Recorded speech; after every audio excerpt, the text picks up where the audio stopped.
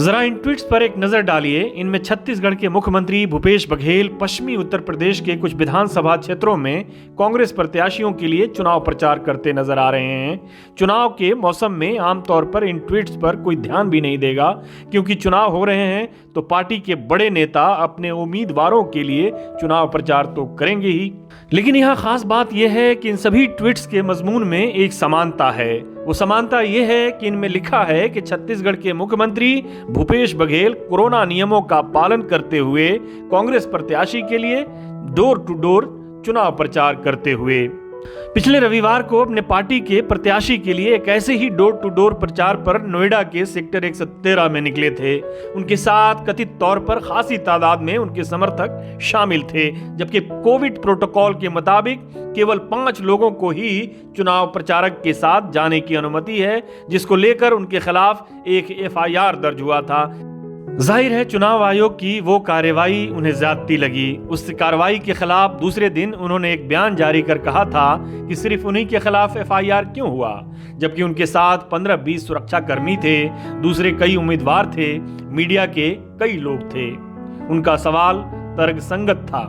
कार्रवाई सब पर होनी चाहिए। दूसरे विपक्षी दल भी चुनाव आयोग पर इसी तरह के भेदभाव का आरोप लगा रहे हैं। इससे पहले समाजवादी पार्टी और आम आदमी पार्टी के नेताओं पर कोविड प्रोटोकॉल के उल्लंघन को लेकर मामले दर्ज किए जा चुके हैं। बघेल ने फिर चुनाव आयोग से सवाल किया था कि चुनाव आयोग को एक डेमो देना चाहिए ताकि उसी के मुताबिक वो भी अपना चुनाव प्रचार कर सकें, लेकिन चुनाव आयोग के डेमो से पहले ही उन्होंने अपनी तरफ से डेमो देना शुरू कर दिया है।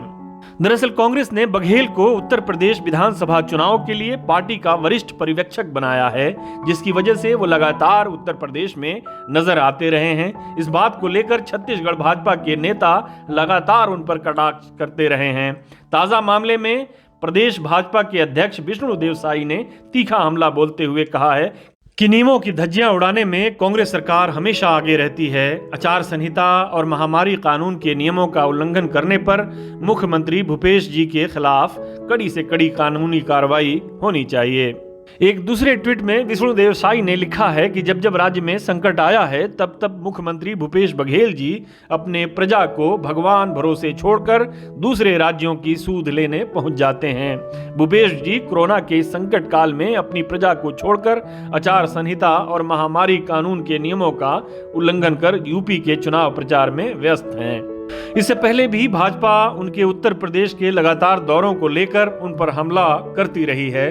पिछले दिनों लखीमपुर खीरी की घटना के समय और प्रधानमंत्री नरेंद्र मोदी के लोकसभा क्षेत्र में प्रियंका गांधी के किसान न्याय रैली के समय वो उत्तर प्रदेश में लगातार नजर आए थे, जिसको लेकर छत्तीसगढ़ के पूर्व मंत्री और भाजपा नेता अजय चंद्राकर ने तंज के तीर छोड़ते हुए लिखा था कि माननीय श्री भूपेश बघेल जी मुख्यमंत्री छत्तीसगढ़ कांग्रेस का जनाधार पूरे देश में श्री राहुल गांधी और श्रीमती प्रियंका गांधी वाड्रा से ज्यादा है। अब श्री बघेल जी का राष्ट्रीय राजनीति में शायद शीघ्र ही प्रवेश होगा। दरअसल प्रदेश के ज्यादातर भाजपा नेता बघेल पर आरोप लगा रहे हैं कि छत्तीसगढ़ जहां के वे मुख्यमंत्री हैं वहां उनकी जरूरत है, लेकिन वह दूसरे राज्यों की समस्याओं को लेकर अधिक सक्रिय हैं। पहले ही 2.5 साल के मुख्यमंत्री के सवाल पर आपसी खींचातानी की शिकार कांग्रेस को घेरने के लिए चुनाव आयोग के इस ताजा FIR ने छत्तीसगढ़ भाजपा को एक और बड़ा मौका दे दिया है। हमारे साथ जुड़ने के लिए आपका शुक्रिया। हमारा वीडियो पसंद आए तो इसे लाइक करें, हमारे चैनल को सब्सक्राइब करें और कमेंट बॉक्स में जाकर अपनी राय जरूर दें।